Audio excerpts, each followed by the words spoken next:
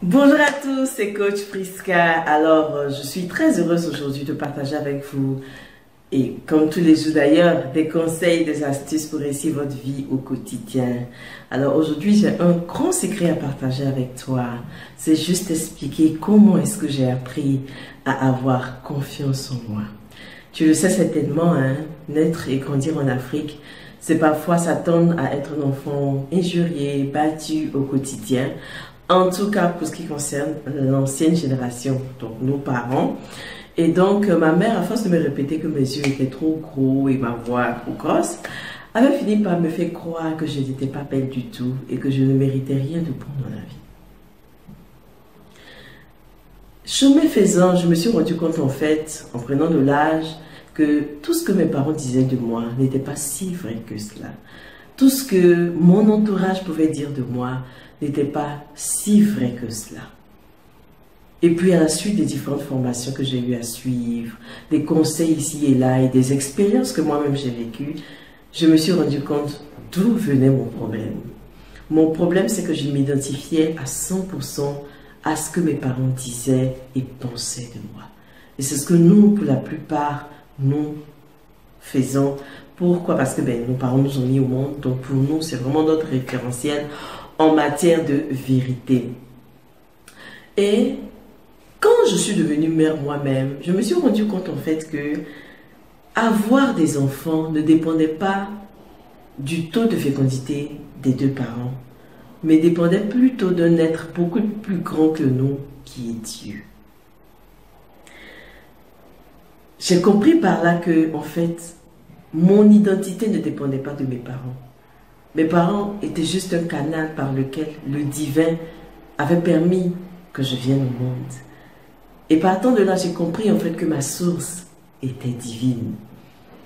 Et quand ma source est divine, et quand tu comprends que ta source est divine, et que Dieu dit que tu es fait et faite à son image, tu comprends que quelque part tu es un petit Dieu ou une petite déesse. À partir de ce moment-là, ma définition de mon identité a changé. J'ai compris que mon identité dépendait de celui qui m'avait créé, de celui qui avait permis de décider que je vienne au monde, et non pas du canal qu'il a utilisé. J'ai compris également par là que la personne que j'étais, physiquement, vous voyez, mon teint, mon nez, ma bouche, ma forme, tout cela en fait répondait à un objectif précis. Mes émotions, la façon dont je percevais les choses répondaient à un besoin précis. J'ai compris par là que je n'étais pas née par hasard, que je n'étais pas née pour accompagner les autres, que j'avais mon individualité et que personne dans le monde ne me ressemblait. Personne dans le monde ne pouvait dire qu'il est comme moi, pareil à 100%, même les jumeaux ne se ressemblent pas à 100%. Et j'ai compris que ma source était divine. Et vous voyez, les psychologues également ont fait cette belle découverte qui est que nos 5 sens en fait sont limités.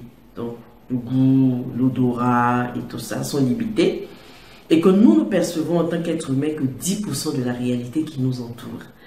Ça veut dire que notre esprit décide volontairement, parce que nous ne pouvons pas tout recevoir, tout percevoir, d'ignorer les 90% de la réalité qui nous entoure. Et j'ai compris également par là qu'en fait, ma réalité n'était pas ma vérité. Je veux te dire ce matin que ta réalité n'est pas ta vérité. Écoute, ce que les gens pensent de toi, en fait, n'est que les 10% de la réalité qu'ils perçoivent de toi, et pas les 100% de la réalité qu'ils perçoivent de toi. Et tes 90 autres % que tu ne perçois pas, en fait, relèvent du divin, relèvent de celui qui t'a créé, parce que lui, il sait tout, il comprend tout, il voit tout.